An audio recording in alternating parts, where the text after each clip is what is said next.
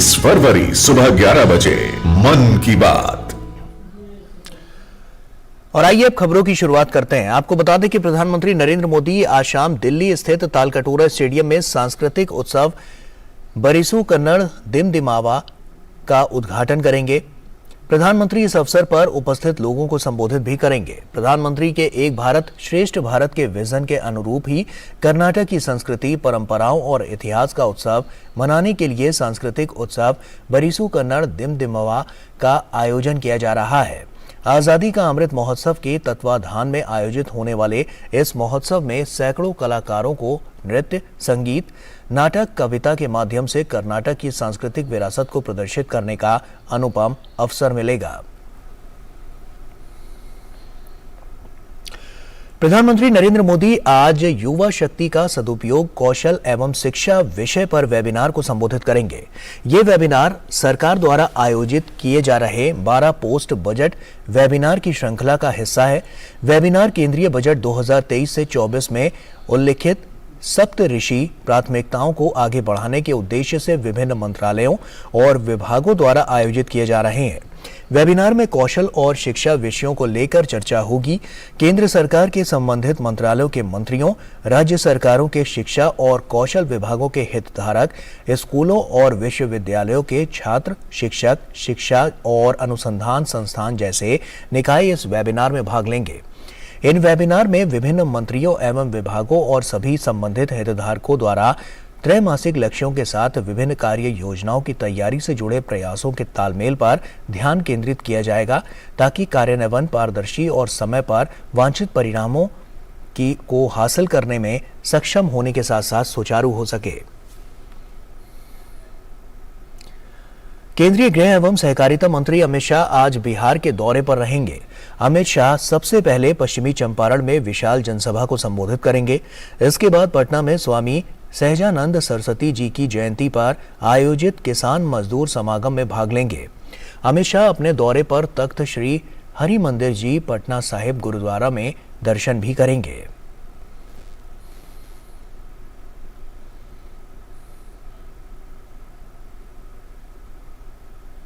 और आइए अब देखते हैं पूर्वोत्तर के राज्यों में चल रही चुनावी गतिविधियों से जुड़ी खबरें।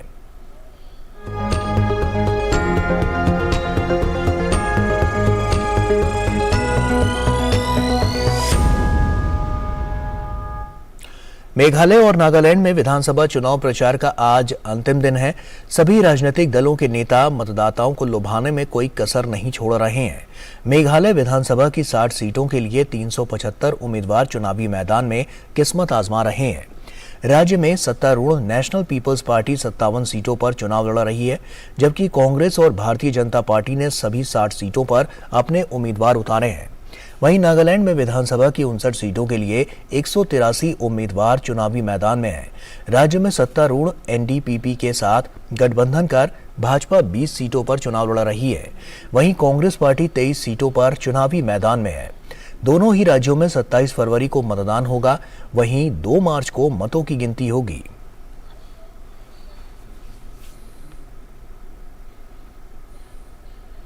नागालैंड में स्वतंत्र, निष्पक्ष, शांतिपूर्ण और प्रलोभन मुक्त चुनाव कराने के लिए चुनाव आयोग ने खासी तैयारियां की हुई हैं। सुरक्षा के भी कड़े इंतजाम किए गए हैं। नागालैंड में आने वाले हर वाहन को सख्ती के साथ चेक किया जा रहा है। देखिए हमारे संवाददाता नीरज सिंह की ये खास रिपोर्ट। नागालैंड में चुनाव के दौरान चुनाव आयोग किस तरह से सख्त है, उसका नज़ारा आप खुद नागालैंड में देख सकते हैं सड़कों पर, कि किस तरीके से जो नागालैंड पुलिस है वो नागालैंड के अंदर आने वाले हर वाहन को काफ़ी बारीकी से चेक कर रही है। खुद यहाँ पर पुलिस के आला अधिकारी मौजूद हैं और जिस किसी भी वाहन में उनको कुछ संदिग्ध लगता है या कैश या फिर जो शराब है वो उनको दिखाई देती है तो उसको तुरंत जब्त किया जाता है। यहाँ पर अगर देखें तो मेरे पीछे हमारे कैमरामैन दिखाएंगे कि 2 शराब की जो पेटियां हैं वो उन्होंने जब्त की हैं नागालैंड जो पुलिस के जो लोग हैं। इसके साथ ही अगर आप देखें कि किस तरीके से हर गाड़ी को चेक किया जा रहा है, अंदर उस गाड़ी के अंदर क्या है, और यहाँ पर भी देखें तो कुछ जो सामान है वो जो नागालैंड पुलिस है उन्होंने जब्त किया है।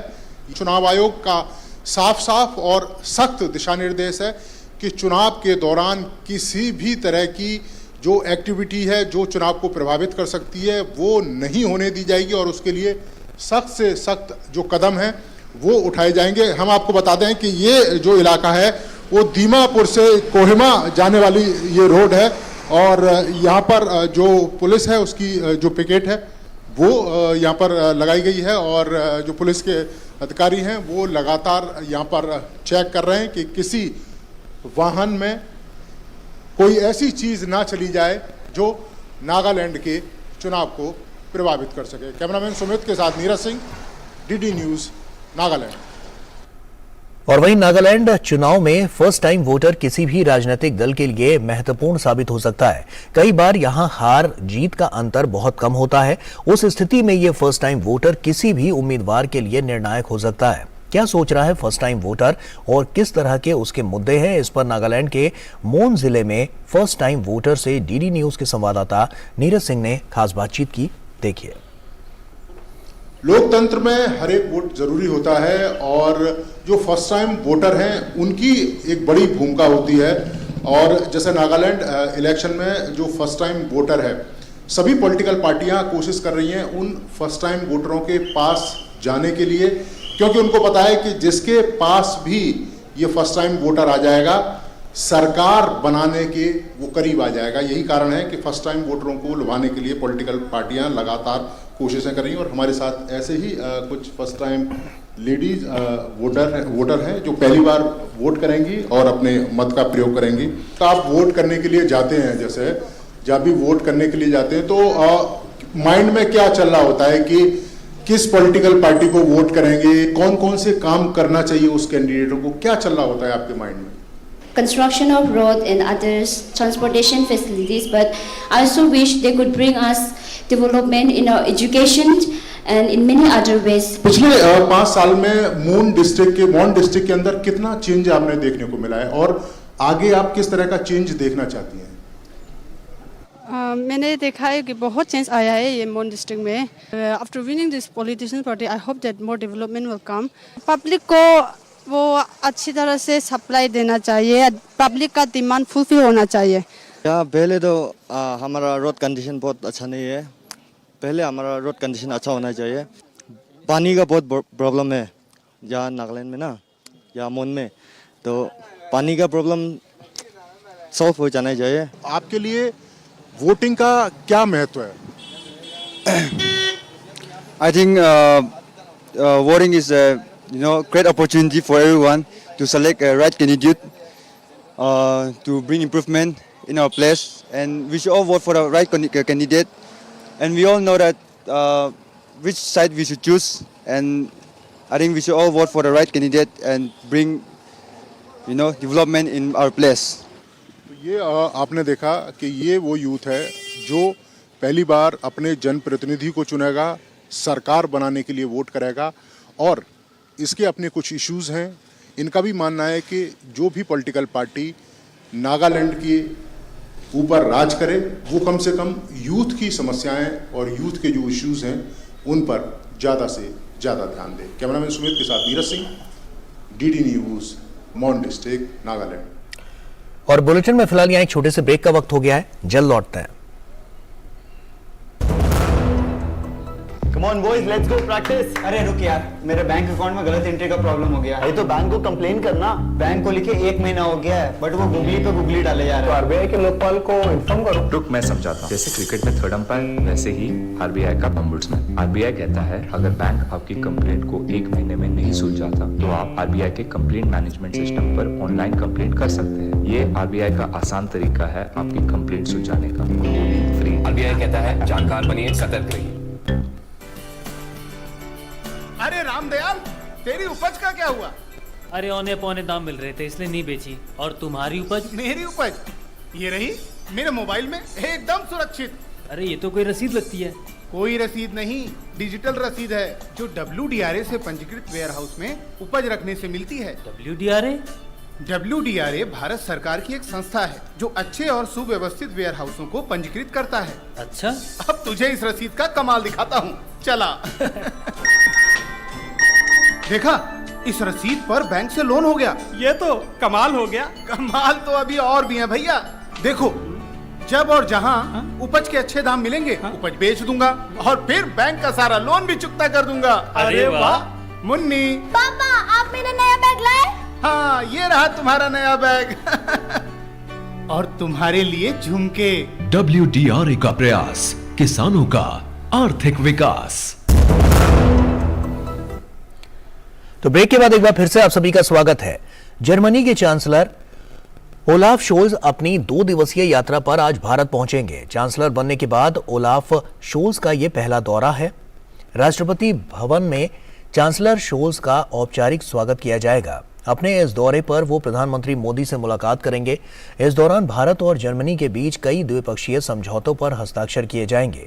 चांसलर शोल्ज राष्ट्रपति द्रौपदी मुर्मू से भी मुलाकात करेंगे। ओलाफ शोल्ज व्यापार जगत से जुड़ी हस्तियों से भी मुलाकात करेंगे। अपनी इस यात्रा पर ओलाफ शोल्ज महात्मा गांधी को श्रद्धांजलि अर्पित करने के लिए राजघाट भी जाएंगे।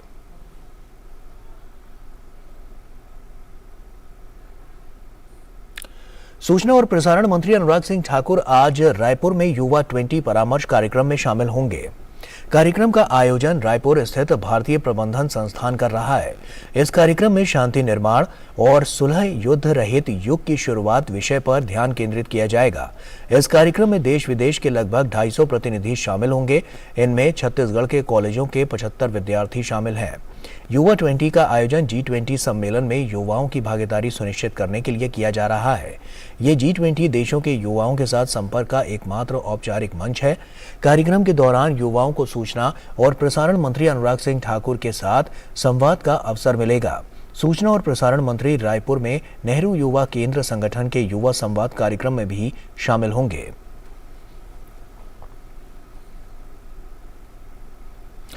और मध्य प्रदेश के सीधी जिले में देर रात हुए एक सड़क दुर्घटना में कम से कम 8 लोगों की मौत हो गई और 50 अन्य घायल हो गए। यह हादसा रीवा सतना सीमा पर बरखड़ा गांव के पास हुआ है, जब एक तेज रफ्तार ट्रक ने सड़क किनारे खड़ी 2 बसों को टक्कर मार दी। बसें रैली से लौट रहे लोगों को लेकर जा रही थी। सभी यात्रियों को बस और ट्रक दोनों से निकाल लिया गया है और घायलों को रीवा मेडिकल कॉलेज में भर्ती करा दिया गया है। मध्य प्रदेश के मुख्यमंत्री शिवराज सिंह चौहान ने दुर्घटना में लोगों की मौत पर दुख जताया। उन्होंने रीवा मेडिकल कॉलेज और संजय गांधी अस्पताल में दुर्घटना में घायल लोगों से मुलाकात की और शोक संतप्त परिजनों को सांत्वना दी। मुख्यमंत्री ने मृतकों के परिवारों के लिए 10 लाख रुपए, गंभीर रूप से घायलों के लिए 2 लाख रुपए और मामूली रूप से घायलों के लिए 1 लाख रुपए की अनुग्रह राशि देने की घोषणा की। उन्होंने ये भी घोषणा की कि मृतकों के परिजनों को सरकारी नौकरी दी जाएगी। घटना हृदय विदारक है। हमारी पहली प्राथमिकता है कि हम घायलों के उचित इलाज की व्यवस्था करें। फिर भी डॉक्टर के साथ अलग से बैठक करके हमने ये कहा है कि जरा भी अगर लगता है कि कहीं और ले जाना चाहिए, एयरलिफ्ट करके भी ले जाना चाहिए एयर एम्बुलेंस से, तो हम ले जाने में देर नहीं करेंगे। इस दुर्भाग्यपूर्ण दुर्घटना में हमारे जो साथी नहीं रहे, उनके परिजनों को 10 लाख रुपए की राहत राशि दी जाएगी। और वहीं पुस्तक प्रेमियों के लिए बड़ी खुशखबरी है। राजधानी दिल्ली में आज से विश्व पुस्तक मेले का आयोजन होने जा रहा है। इस बार विश्व पुस्तक मेले की थीम आजादी के अमृत महोत्सव पर आधारित है। 5 मार्च तक प्रगति मैदान में चलने वाले इस विश्व पुस्तक मेले में आजादी के गुमनाम नायकों पर समर्पित पुस्तकों की विशेष श्रृंखला मिलेगी। साथ ही देश विदेश के साहित्य से रूबरू होने का भी मौका मिलेगा। पुस्तक मेले में प्रकाशन विभाग की प्रमुख पत्रिकाएं योजना, कुरुक्षेत्र और आजकल भी उपलब्ध होगी। बच्चों को लोकप्रिय पत्रिका बाल भारती भी इस मेले का हिस्सा होगी। पुस्तक मेले में अनेक साहित्यिक और सांस्कृतिक कार्यक्रम भी आयोजित होंगे।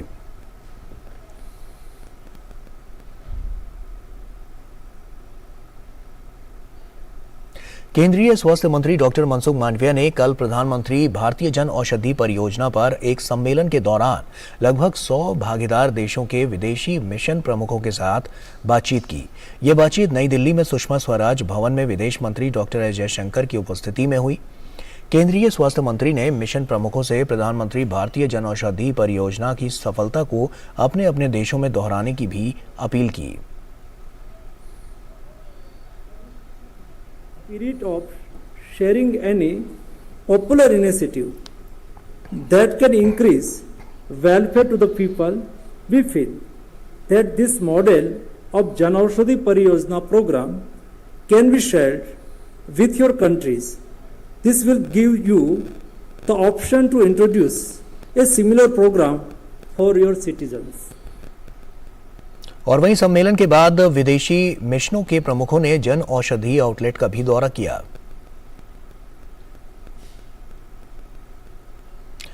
विभिन्न देशों के मिशन प्रमुखों ने जन औषधि की पहल के लिए भारत की सराहना की। उन्होंने भारत को दुनिया के कई देशों के लिए सस्ती दवाओं का एक बड़ा आपूर्तिकर्ता बताया। So I appreciate that today we have learned the success and also the achievement by the government of India to introduce the accessible and affordable and qualities of the medicine to the people, so we can, share with our government, and perhaps this can lead to the different cooperation between the two countries. I congratulate the government of India for this great initiative because India can be a great supplier of affordable pharmaceuticals and medications to many countries in the world. I think the conference is a transforming experience, especially for example in the Gambia. I'm sure you are all aware of the share of cases, right? Just because of lack of proper testing of quality medicine.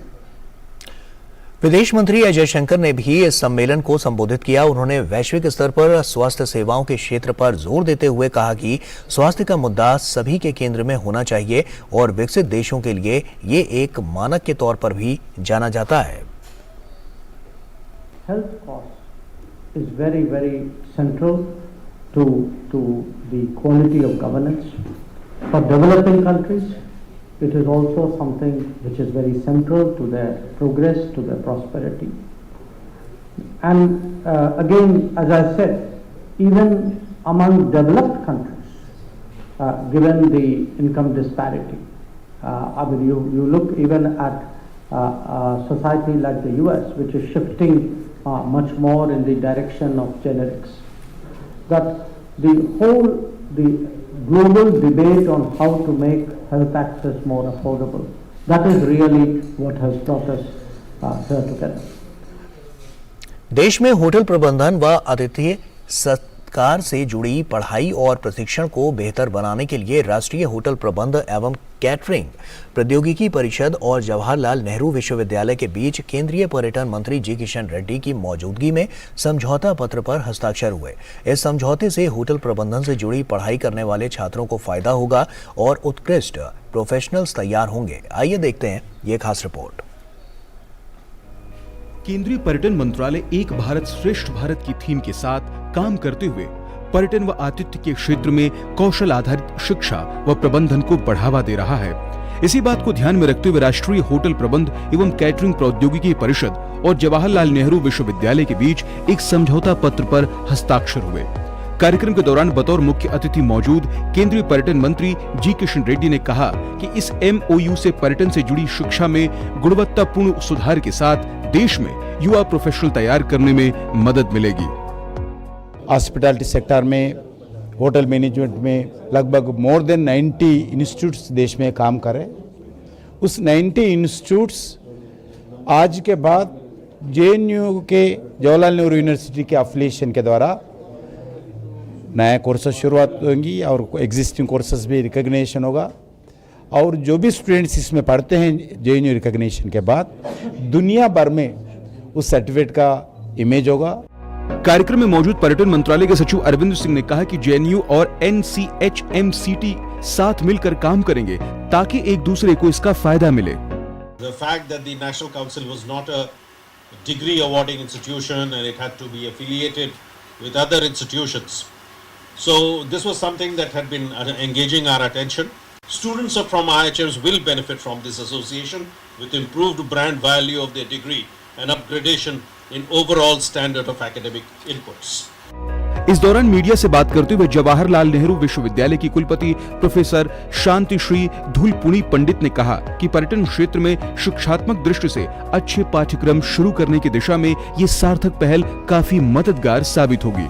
Hospitality industry Bharat का soft power है और ये soft power प्रधानमंत्री के foreign policy जो diaspora development है इसमें बहुत महत्व है। MOU से हम सिर्फ प्रधानमंत्री की जो विजन और मिशन है जो एक मॉडर्न इंडिया 21st सेंचुरी में ले जाने के लिए इसका बहुत महत्व अंग है। गौरतलब है कि आतिथ्य शिक्षा के क्षेत्र में शैक्षणिक क्रियाओं का नियमन करने के लिए वर्ष 1982 में भारत सरकार द्वारा समन्वित विकास और आतिथ्य शिक्षा के विकास के लिए एक राष्ट्रीय परिषद होटल मैनेजमेंट और कैटरिंग टेक्नोलॉजी की स्वायत्त निकाय के रूप में स्थापना की गई थी। अब जवाहरलाल नेहरू विश्वविद्यालय के साथ MOU होने से यहाँ के छात्रों को जहाँ बेहतर शिक्षा मिलेगी, वहीं आतिथ्य सत्कार व पर्यटन के क्षेत्र में दक्षता युक्त नए पेशेवर तैयार करने में भी मदद मिलेगी। पर्यटन और आतिथ्य के क्षेत्र में भारत सरकार लगातार रिफॉर्म, परफॉर्म और ट्रांसफॉर्म को बढ़ावा दे रही है। इसी क्रम में जवाहरलाल नेहरू विश्वविद्यालय और होटल प्रबंधन संस्थान कैटरिंग इंस्टीट्यूट टेक्नोलॉजी परिषद के मध्य एक समझौता ज्ञापन पर हस्ताक्षर हुए। निश्चित तौर पर इस क्षेत्र में एक और जहाँ शिक्षा, शोध और अनुसंधान को बढ़ावा मिलेगा, वहीं दूसरी ओर भारत सहित दुनिया भर में पर्यटन के विशेषज्ञ तैयार होंगे। मेरे साथी कैमरामैन भीम सिंह के साथ में OP Yadav, DD news, Delhi. और यहाँ वक्त एक छोटे से ब्रेक का हो गया है, जल्द लौटता है। पेमेंट फेल, लेकिन पैसे तो कट गई मेरी मेहनत की कमाई। हो जाएगी भरपाई, चिंता मत कर मेरे भाई। अगर डिजिटल ट्रांजैक्शन फेल हो जाए और अकाउंट से पैसे कट जाए तो बैंक समय से पैसे लौटा देगा, वरना कॉम्पनसेशन का है प्रावधान। नहीं तो RBI के ऑम्बुड्समैन को शिकायत करें आप। योर बिल, मेरी फीस। RBI कहता है जानकार बनिए, सतर्क रहिए। पता है, लोग अक्सर मुझसे पूछते हैं कॉल सेंटर का स्टेडी जॉब क्यों छोड़ा। I wanted more out of life, बस मैंने अपना स्टार्टअप शुरू किया। जानना चाहोगे कैसे? Then start up your own business as an LIC agent. यहाँ सब कुछ है, great products, zero investment, leading organisation and unlimited opportunities. तो क्या आप तैयार है LIC एजेंट बनो? अब बड़ा सोचो। हमारी वेबसाइट पर जाएं या अपनी नजदीकी LIC शाखा से संपर्क करें। तो ब्रेक के बाद एक बार फिर से आप सभी का स्वागत है। महिला T20 क्रिकेट विश्व कप में दक्षिण अफ्रीका की महिला क्रिकेट टीम ने कल इतिहास रच दिया। दक्षिण अफ्रीका ने कल सेमीफाइनल में इंग्लैंड को 6 रनों से हराकर फाइनल का टिकट कटाया। अफ्रीका की टीम पहली बार महिला T20 विश्व कप के फाइनल में पहुंची है। टूर्नामेंट के दूसरे सेमीफाइनल में टॉस जीतकर पहले बल्लेबाजी करते हुए दक्षिण अफ्रीका ने निर्धारित 20 ओवर में 4 विकेट गंवाकर 164 रन बनाए। ताजमिन ब्रिट्स ने 55 गेंदों में 68 रन और एल वोल्वर्ड्स ने 44 गेंदों में 53 रनों की पारी खेली। जवाब में इंग्लैंड की टीम 20 ओवर में 8 विकेट गंवाकर 158 रन ही बना सकी और मैच गंवा दिया। अब टूर्नामेंट का फाइनल मुकाबला दक्षिण अफ्रीका और ऑस्ट्रेलिया के बीच रविवार को केप टाउन में खेला जाएगा। और बुलेटिन में अब वक्त हो गया है आपसे विदा लेने का। 90 के दशक में हिंदी सिनेमा के मशहूर अदाकारा रही दिव्या भारती की आज जयंती है। आपको छोड़ जाते हैं दिव्या भारती पर फिल्माए गए कुछ सदाबहार नगमों के साथ। हमें दीजिए इजाजत, नमस्कार।